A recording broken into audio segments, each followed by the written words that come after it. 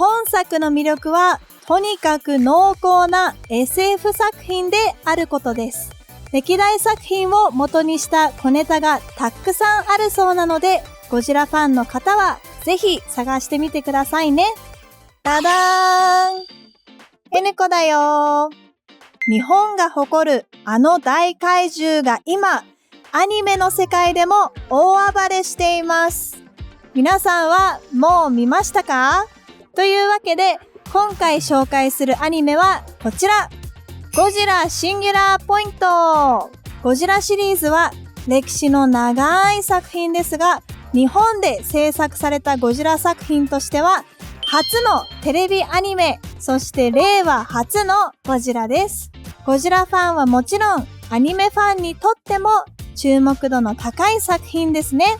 逆に歴代ゴジラ作品を見ていないとついていけないのではと心配する人もいるかもしれませんが、大丈夫です。私もゴジラのこと全然詳しくありません。そんな私でもすっごく楽しめた作品でした。ちょっと設定が難しかったんですけど、それもまた面白さのポイント。今回はゴジラビギナーの私が実際にゴジラシンギュラーポイントを見た感想や、ゴジラ好きの同僚に聞いた情報を交えて作品の魅力をお話ししていこうと思います。それでは早速作品紹介いってみましょう。舞台は2030年の千葉県にある架空の都市東尾市。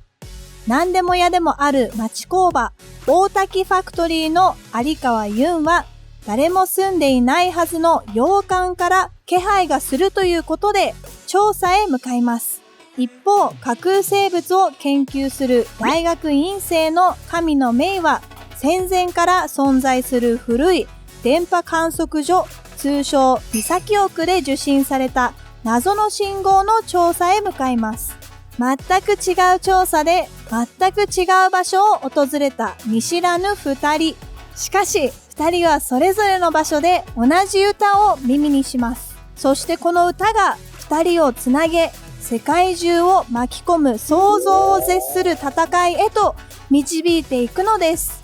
孤高の研究者が残した謎、各国に出現する怪獣たち、赤く染められる世界。果たして二人は人類に訪れる抗えない未来を覆せるのか。私が最初見た感想なんですけども、ゴジラいないぞっていうのが第1話の感想でした。で、ゴジラの代わりに、いろんな怪獣たちが出てくるんですけども、私が最初にラドンを見た感想が、可愛いだったんですよね。内容はもうすごく知能的って言いますか、自分の IQ が足りないって感じるところもありましたし、それについていくのに必死な印象があったんですけども、それを含めて楽しいアニメ作品だなって印象でした。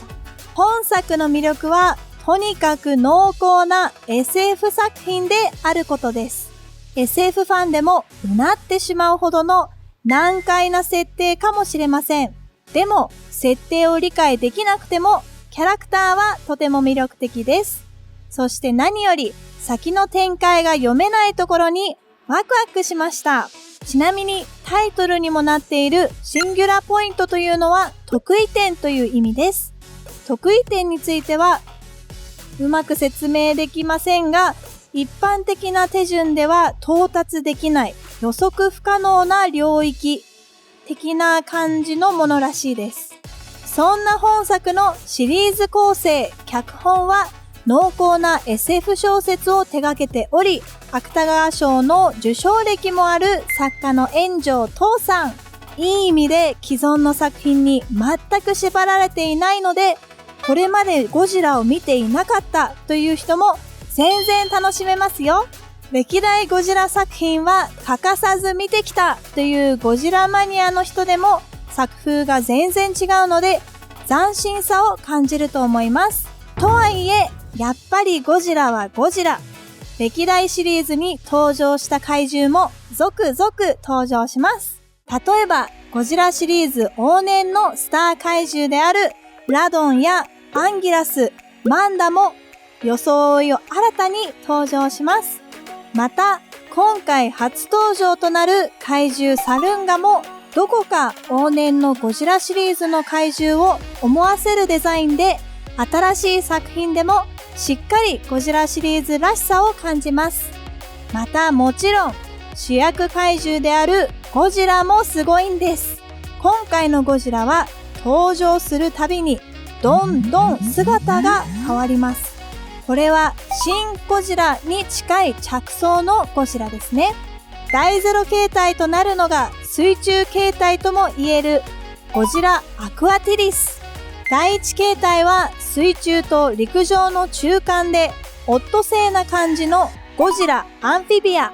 第2形態になると完全に陸上形態であるゴジラ・テレストリスとなります。この段階になるとゴジラお得意の口からの熱線を吐くようになります。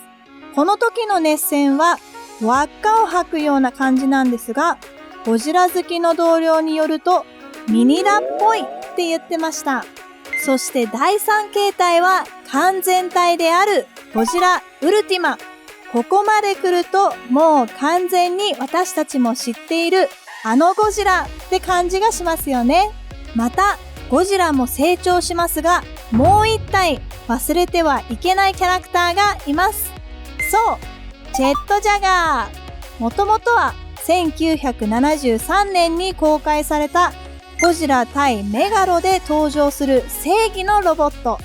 ゴジラシンギュラポイントでは大滝ファクトリーが作り上げたロボットとして登場します。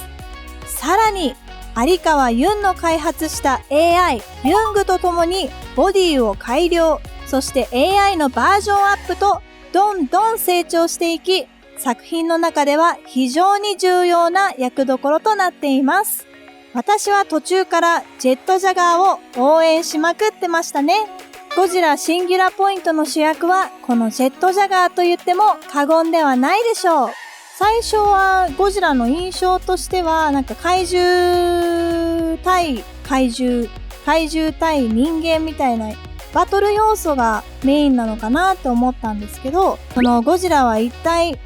どこからやってきて、この世界はどうなっていくのかっていうような予測だったりとか考えさせられるような作品なんだなって、ゴジラシンギュラーポイントを見て思いました。私も他のゴジラ作品にすごく興味が出てきたので、ぜひ見てみたいと思います。特撮好きの同僚からゴジラシンギュラーポイントを見た後に見ておきたい歴代ゴジラ作品をいくつかピックアップしてもらいました。まず1作目はこちら、ゴジラ対メガロ。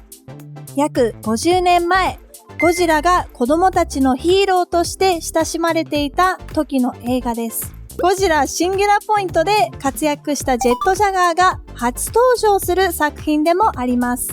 終盤のジェットジャガーのあっと驚く活躍が見ものです。ゴジラ対メガロではジェットジャガーを作った博士の名前はゴローというそうです。そして本作のおやっさんの名前もゴローなんです。こうした歴代作品を由来とする小ネタはゴジラファンの人にとってはテンションが上がるポイントですよね。本作には歴代作品を元にした小ネタがたくさんあるそうなので、ゴジラファンの方はぜひ探してみてくださいね。ちなみにこの頃のゴジラは人類の味方だったんですよ。次の作品はこちら、シン・ゴジラ。2016年に公開され、新世紀エヴァンゲリオンでも有名な庵野秀明監督が総監督、特撮の名手である名優樋口真嗣監督が監督、特技監督を務めた作品。本作のゴジラ同様、形態が変化していくゴジラが登場します。2010年代の特撮映画を語るなら見過ごせない作品です。次はこちら、ゴジラ対メガギラス G 消滅作戦。2000年12月に公開された20世紀最後のゴジラ映画です。ちなみにゴジラシンギュラポイントのゴジラウルティマに生息している小型の怪獣がいるのですが、こちらは本作に登場するメガヌロンという怪獣が元ネタなんだそうです。20年以上前の作品なんですが、特撮シーンに 3DCG やデジタル合成が多用された映像は今見ても色褪せない作品です。そして最後に紹介するのがゴジラ対メカゴジラ。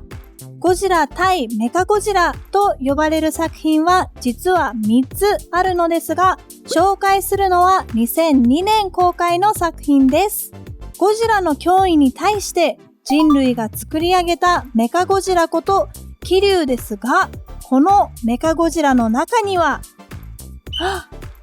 この後はネタバレになってしまうかもしれませんね。